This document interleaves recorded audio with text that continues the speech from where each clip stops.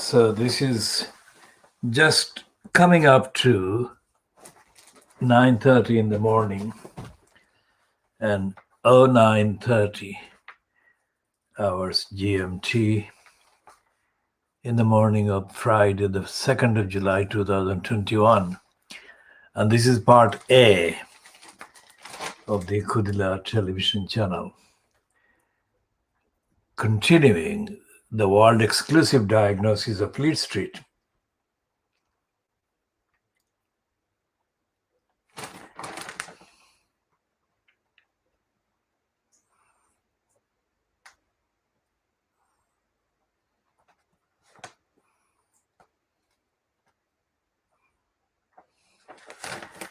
And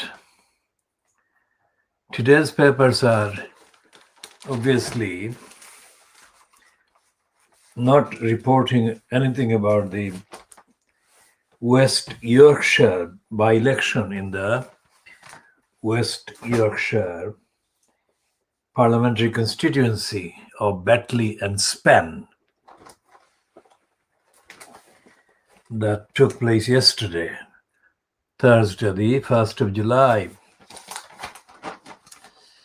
And by this morning, by about between 5 and 6, the result of the election was announced, confirming that the candidate carrying the Labour Party's nomination, Kim Leadbitter, had won by more than 300 vote majority. Now, the online coverage so far refers to the phrase narrow majority. And we have already rejected that because the system of election under which this particular by-election took place is one that is called simple majority, which means a majority of one is enough to constitute victory. And every newspaper, so-called Fleet Street, should have known that. Any website or web social media post or account that is operated by anyone remotely kind of aware about basic facts should have avoided narrow majority, number one, because it was immaterial. Many of the current kind of collection of MPs from all kinds of parties have got similar numbers, if not 300, but similar, very near. And they should not be described with that stupid, diverting qualification, which is to undermine the impact of the particular outcome in the Batley by-election.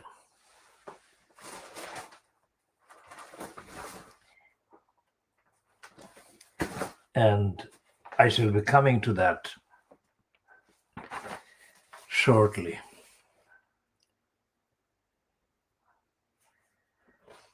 The financial crimes is continuing to be in denial of climate emergency because the rate at which the environment is warming up is alarmingly fast, and every day it is getting faster. So these people who are talking about the manipulation of the market and the deception of the customers, the ordinary people, they should stop ignoring the melting of the planet, which is happening. It's not a joke, it's not a trend, it's not some kind of fancy slogan.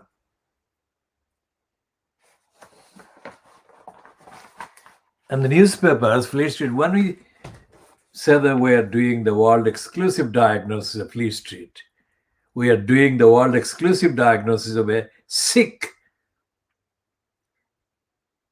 press.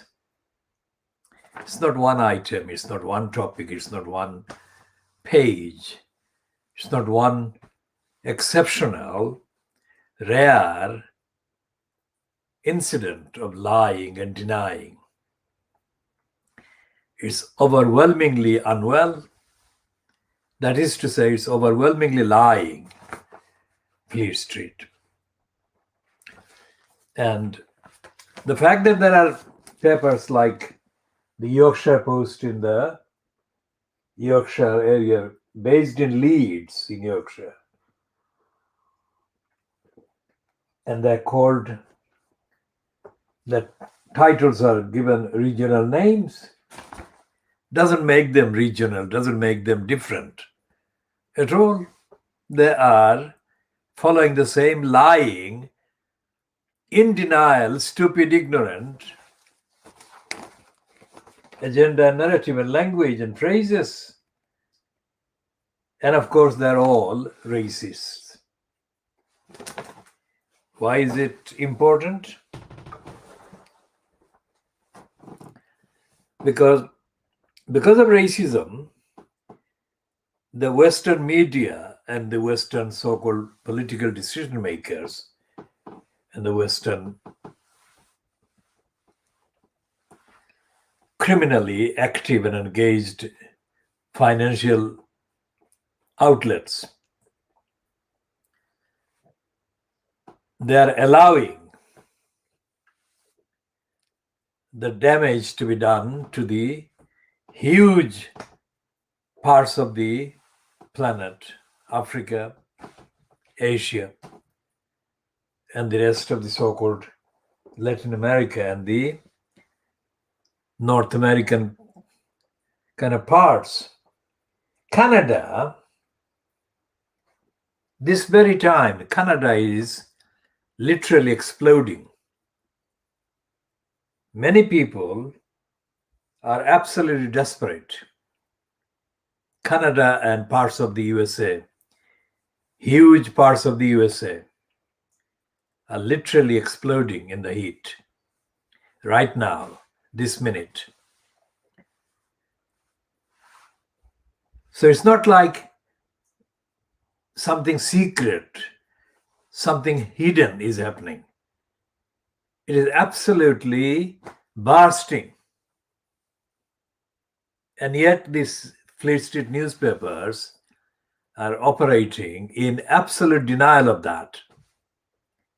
And the rest of the media, so-called the broadcasting counterparts of Fleet Street, doing the same. The amount of time and the space that they gave to the by-election in the last, let's say, 2-3 weeks,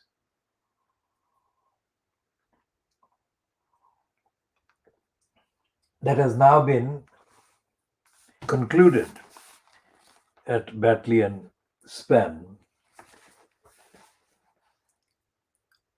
is absolutely unjustifiably out of proportion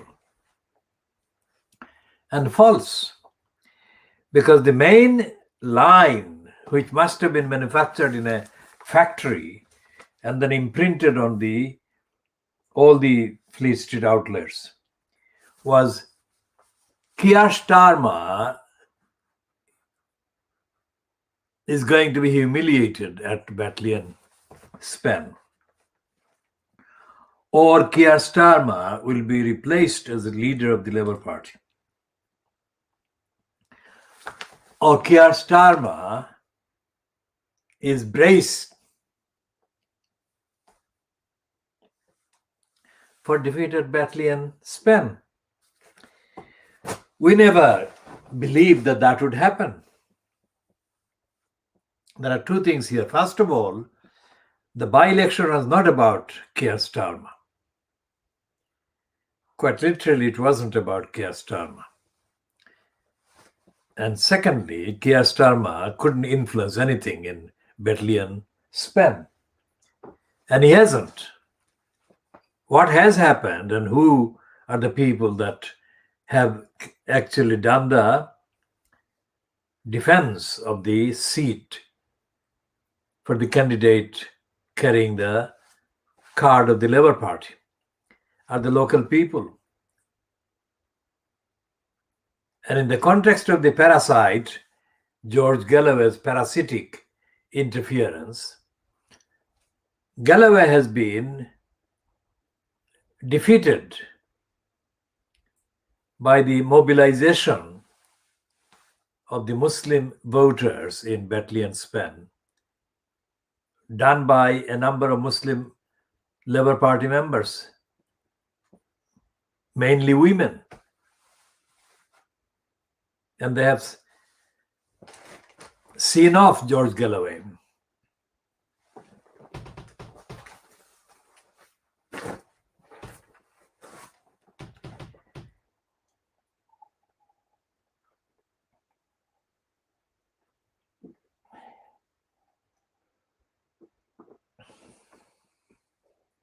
Now, this program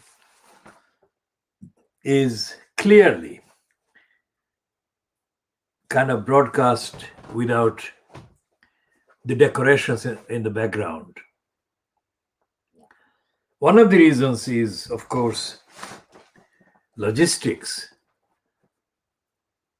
And the other thing is that we concentrate on getting the facts right. And we are engaged in a world exclusive program of enlightening anyone who watches this, either while it is live or later. They will not get this content anywhere else. This approach, this diagnosis, this evidence.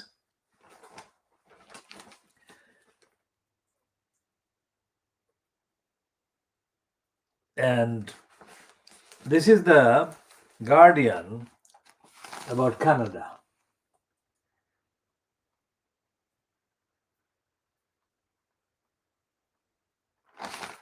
And of course, this is the Guardian front page. This is the only paper that is doing this, but still not connecting the destruction of the climate with the politics.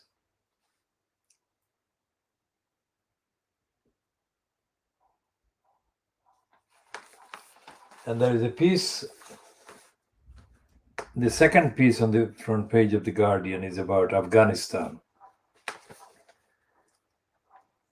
Say that foreign troops heading home and the Afghan villagers are taking on the Taliban. Now, it's not just Afghanistan.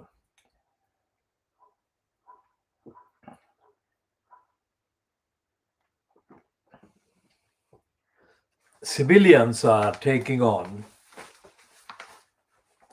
the role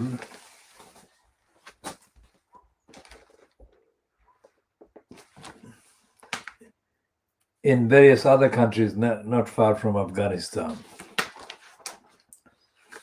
And in the context of the lockdown, something new is happening in Bangladesh. New meaning things like public demonstrations every day,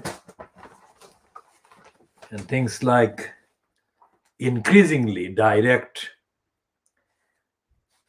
kind of challenges to the government. That hasn't happened for the last 15 years. These are happening in Bangladesh, but the events are not being recognized by Fleet Street, and they're not being recognized by the social media either.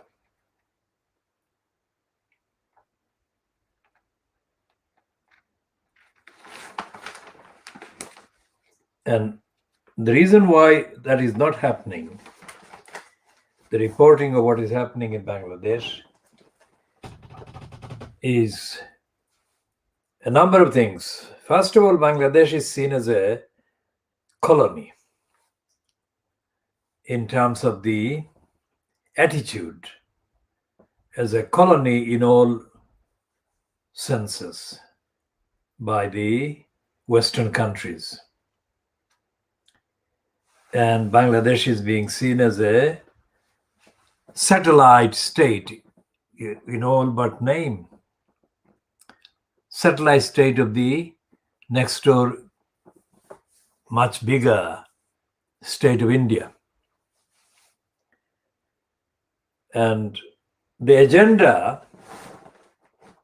of the corrupt, criminal, racist, imperialistic, in denial Fleet Street, the agenda that has been followed for the last 75 years, let's say, by Fleet Street about the subcontinent, is to placate, accommodate, make excuses for, and exaggerate the value to the West, to the UK, of India at the expense of the next door countries to India. That agenda is continuing to be perpetrated by the Fleet Street and the mainstream media in the West. And the same applies to the big tech companies that control access to the available content online, the most notorious being Google. Now, Google's CEO is an Indian, but that is not a coincidental issue. Google CEO does interfere with the contents and the service and the access that Google provides. And Google search algorithms are biased in favor of India at the expense of the neighboring countries, Sri Lanka, Nepal, Bangladesh, and of course, Pakistan.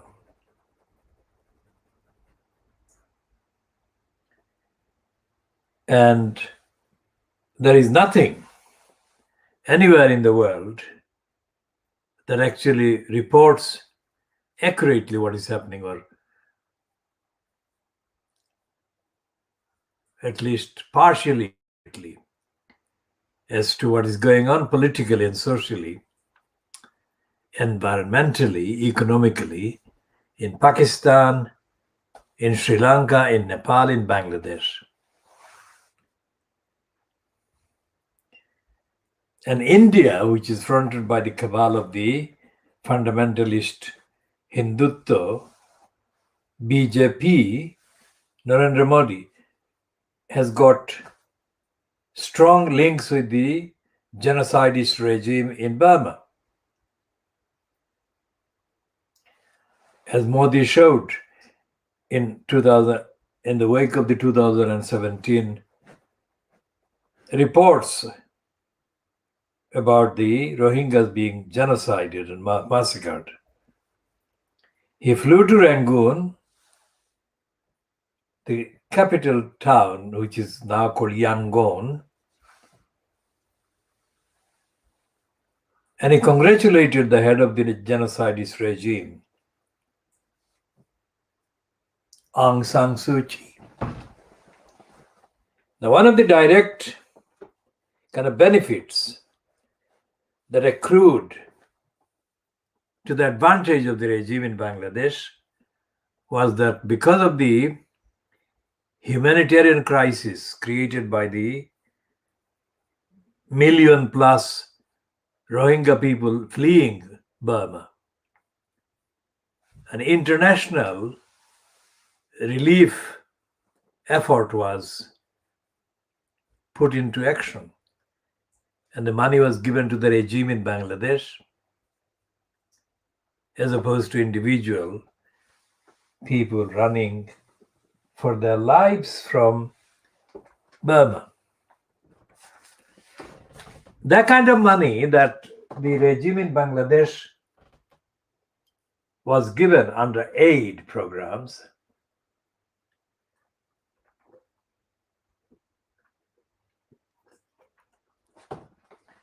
would not be made available to Bangladesh under ordinary circumstances, even during a period of 30 years. So that is the very high octane financial benefit that was made available to the government in Bangladesh, whatever the particular color. And the Bangladesh regime doesn't have an effective democratic opposition.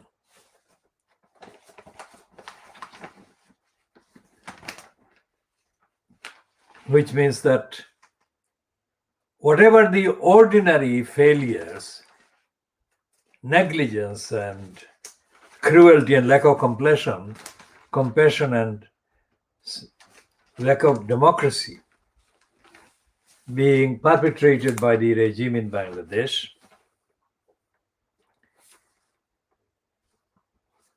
because there is no democracy to speak of, the absence of democracy and the absence of justice for the victims of mass rapes. Bangladesh has got one of the most horrific incidents of gang rapes, mass rapes committed. So these are not being reported internationally, not even 1% of it. The only presence online that is accessible by the biggest search engine, Google, is a dubious title called Dhaka Tribune, which is corrupt to the core and is part of the agenda of the regime. There is no other title based in Dhaka or based in Chittagong, which is the second biggest political center in Bangladesh.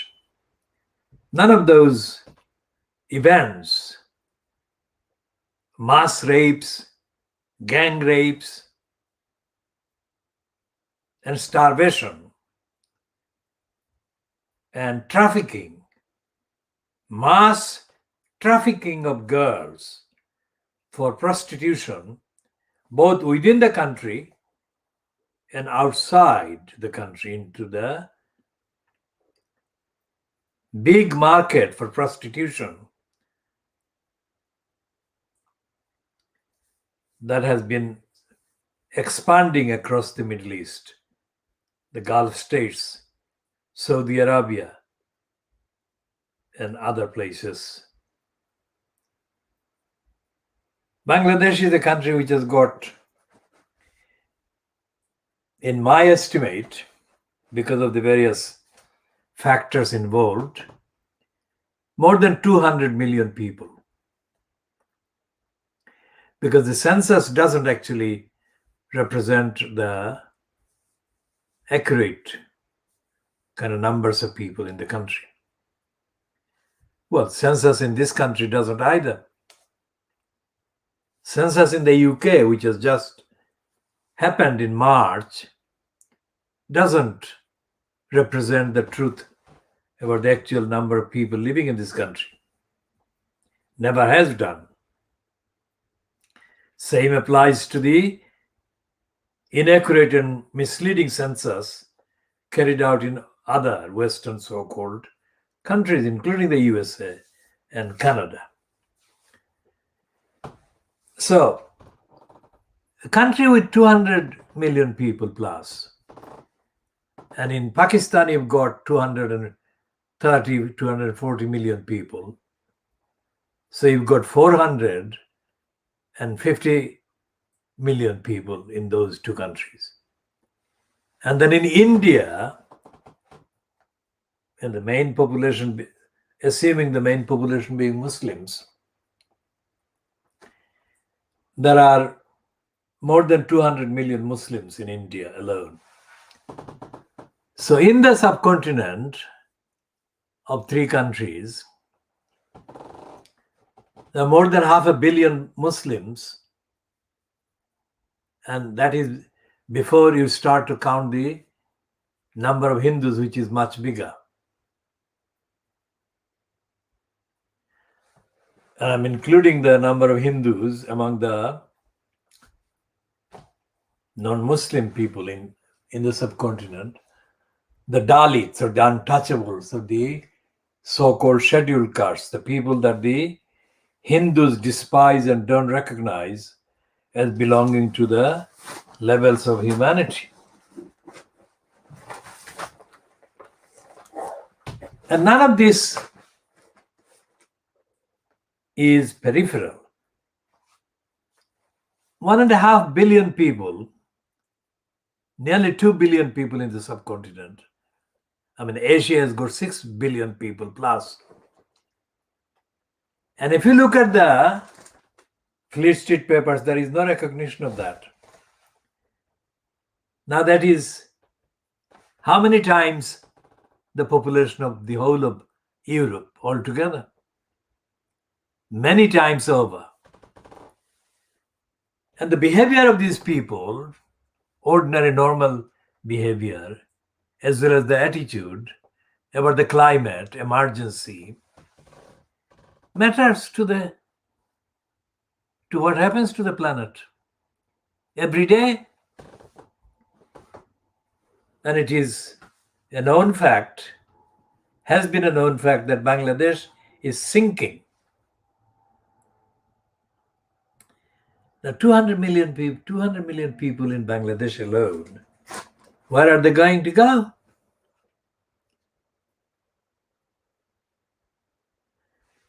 So the strife and the civil wars based on the climate change that is happening every day, that war is coming closer. Because whatever the regime, whatever the political kind of atmosphere in India,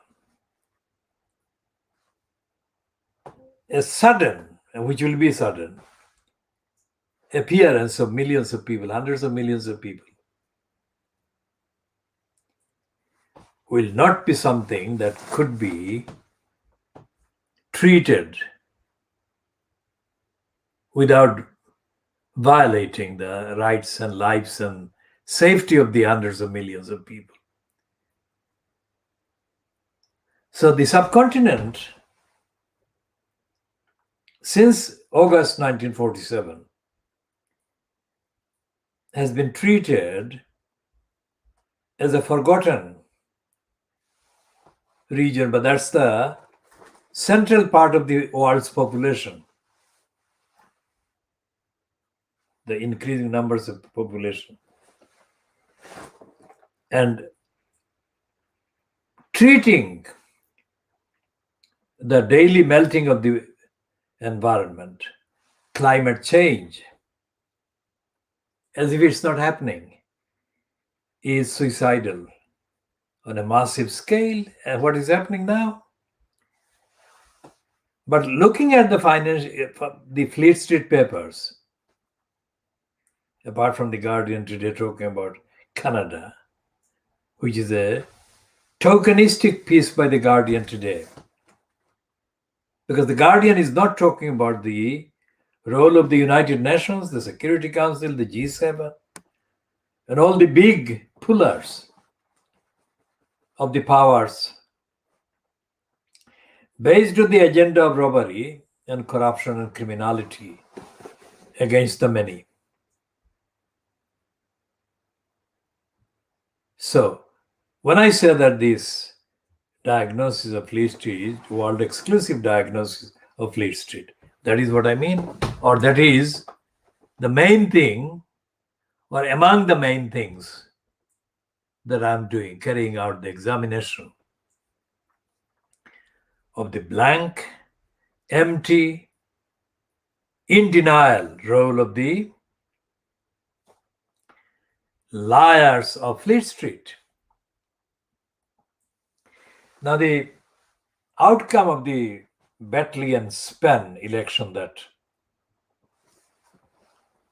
was announced early this morning, or earlier this morning,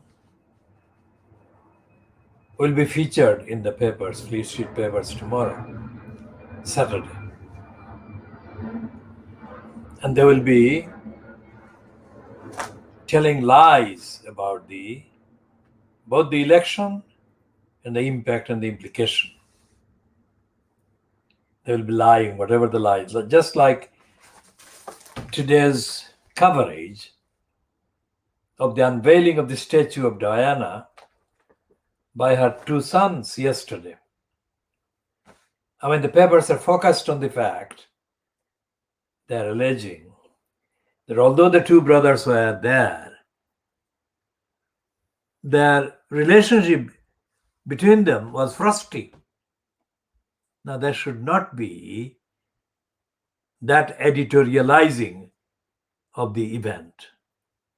They should leave the two boys alone instead of stoking hostility and hatred and spite against each other and insinuating.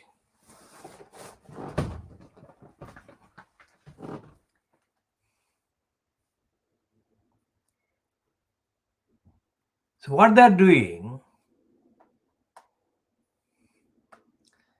they're looking for any excuse, any pretext to keep on the appearance of these two brothers being at war with each other.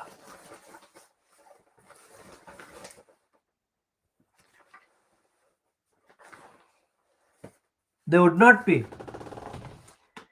at war with each other anywhere near as intensely as they are.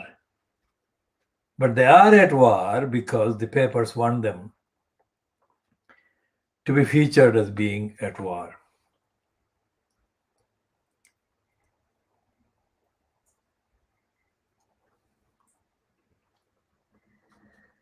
So we shall be talking more about the impact of the two brothers on the memory and legacy of their mother.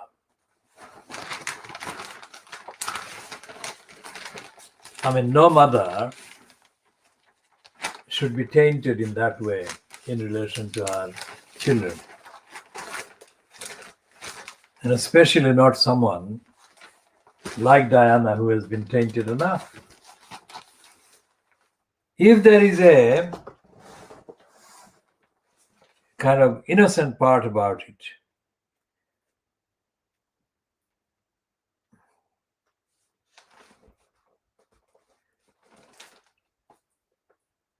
it is that Diana is not involved and has not been involved for a quarter of a century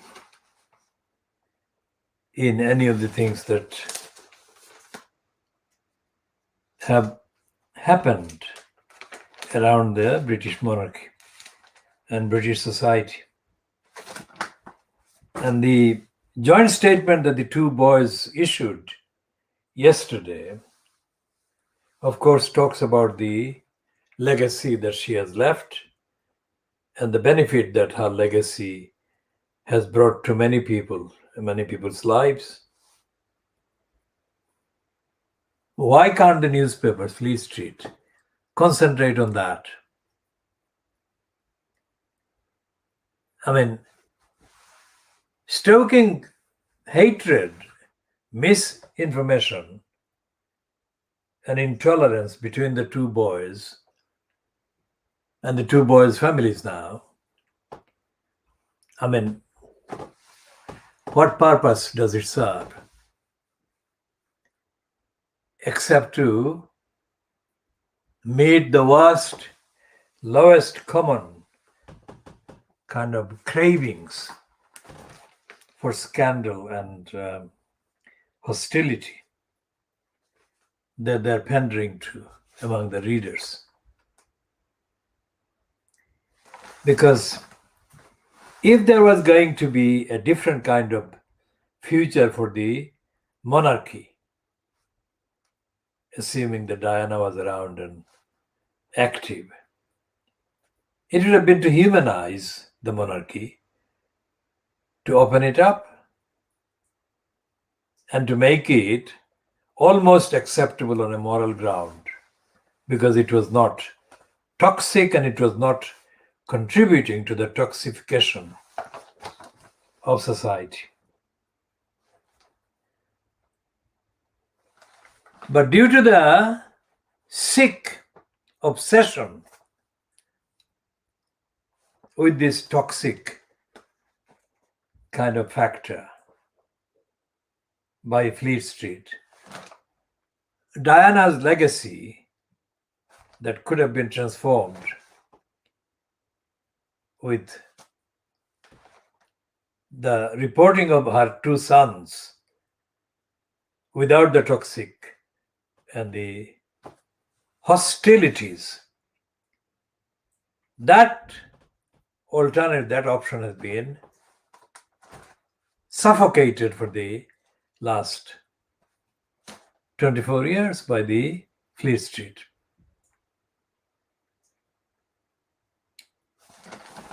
And the kind of claims made by her brother, Charles Spencer, against Martin Bashir. Notice this, Charles Spencer. I'm saying it. You have not fooled everyone. Your tactic has been to avoid mentioning anything critical that Diana had to say against the monarchy. You have focused on painting Diana as being paranoid against the royal family, as if the royal family was innocent and Diana, the victim of the royal family, was the wrong party. And because of Charles Spencer's involvement in the Martin Bashir kind of circus,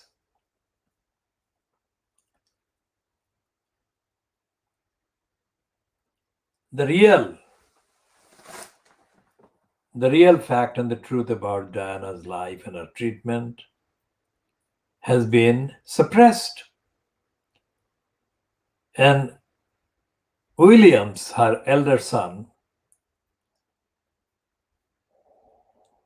has been given space by Fleet Street to join the defamation of his mother and call her paranoid. This was not really doing any service to the cause or causes that Diana actually would have supported. So the Bashir scandal has been used as a camouflage to further hide the lies and denials and cruelties perpetrated by the royal family.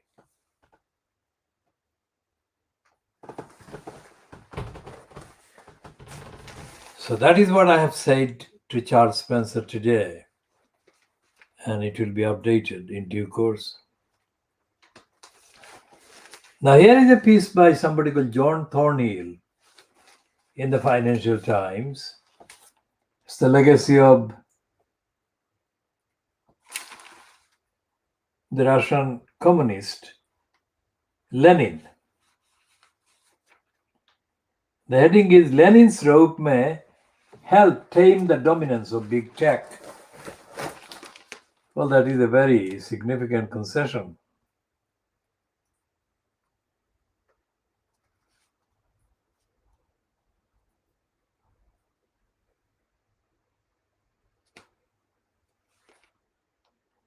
Those struggling to curb the power of big tech should consider the theory of Vladimir Lenin's rope. When it comes to hang the capitalists, they will vie with each other for the rope contract, Lenin is supposed to have said, even if there is little evidence that he ever did.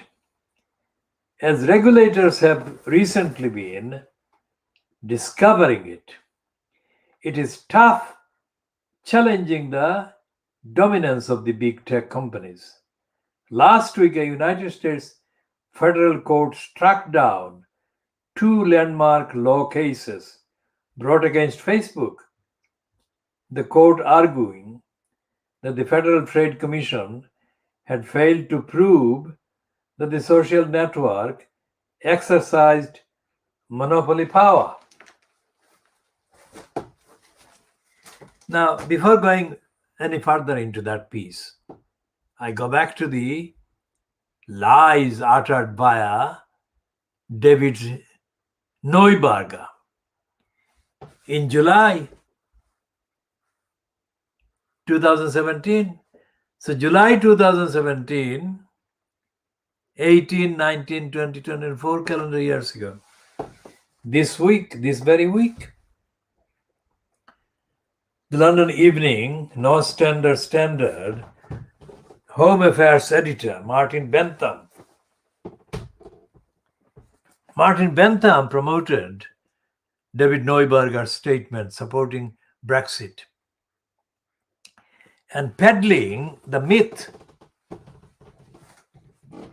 corruptly peddling the corrupt myth that the London law courts provided the best center for dispute resolution among big money foreigners.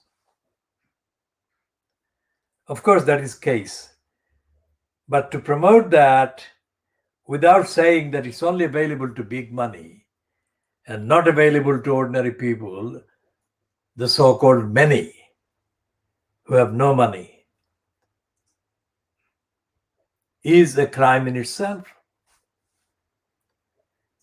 And as I said yesterday in relation to the case brought against the City of London licensed law trader called Neil Gerard by the Kazakh company, the evidence, the only evidence that exists to support any aspect of David Neuberger's corrupt claim about London law courts is that those criminals who have millions, hundreds of millions of pounds to spend in order to shield from scrutiny their ill-gotten other millions do get to have their say against one another in the High Court in London. That is true. But that truth is not being recognized by this Financial Times writer who is writing about Lenin, the John Thornhill, is writing about Lenin's supposed statement to the fact that when the capitalists come to hang one another, supposedly in the case of a revolution, anti-capitalist revolution, the capitalists will vie with each other for the rope contract,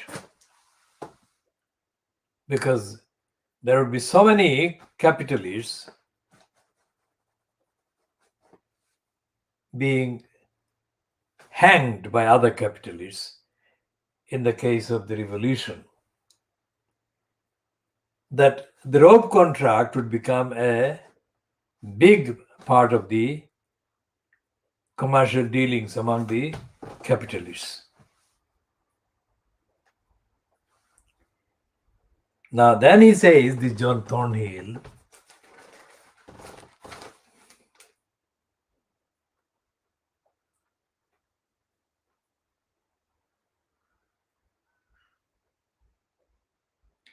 that Facebook has influence now. He's got a US federal court to strike down 2 landmark law cases brought against Facebook.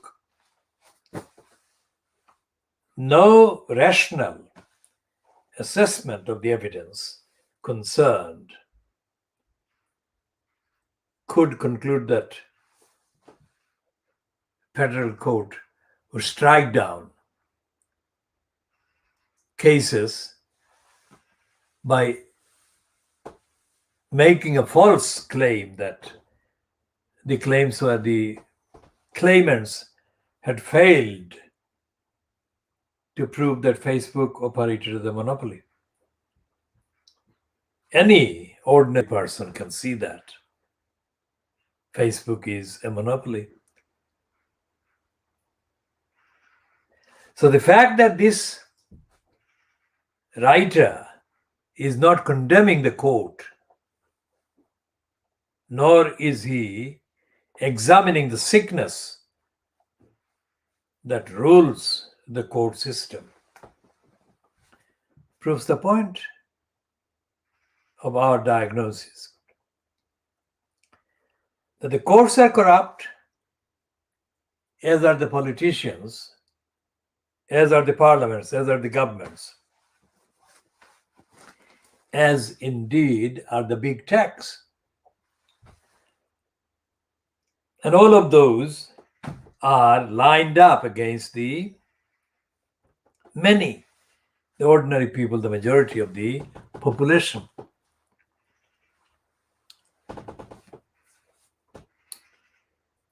So where do the population go for redress?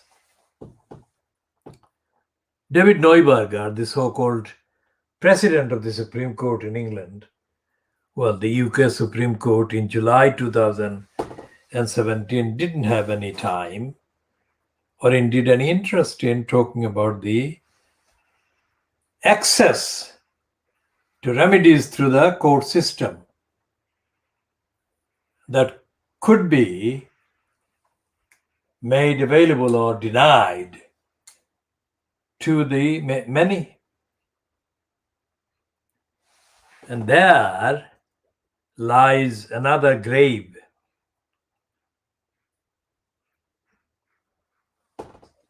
piece of evidence that the Labour Party has been politically murdered.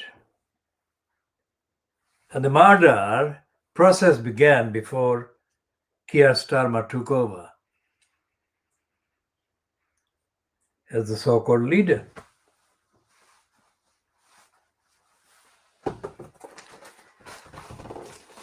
This John Thornhill, let's check again if he has got any critical comment to make about the role and the behavior of the courts in the USA.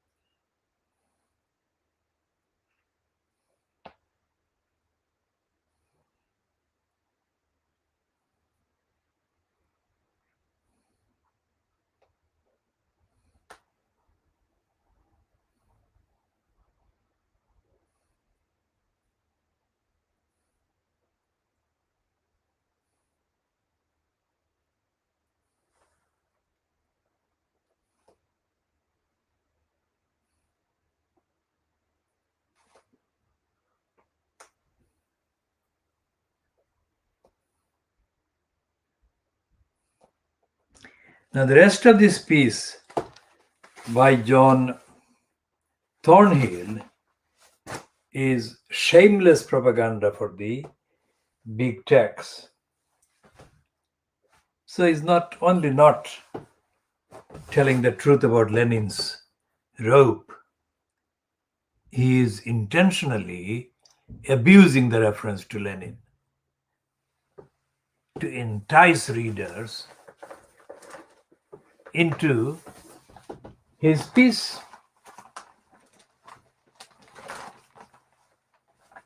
And so there is nothing in the papers that tell the truth, as I have just outlined and exposed by examining the John Thornhill piece. There will never be, because newspapers have not brought about revolution. The Fleet Street papers have not brought about a revolutionary awareness about the shortcomings that dominate British society and keep the many in a variety of states of deprivation, denial, and ignorance. And we shall be talking more about all of those in the next part. This is the part that we shall end just under 1 hour length.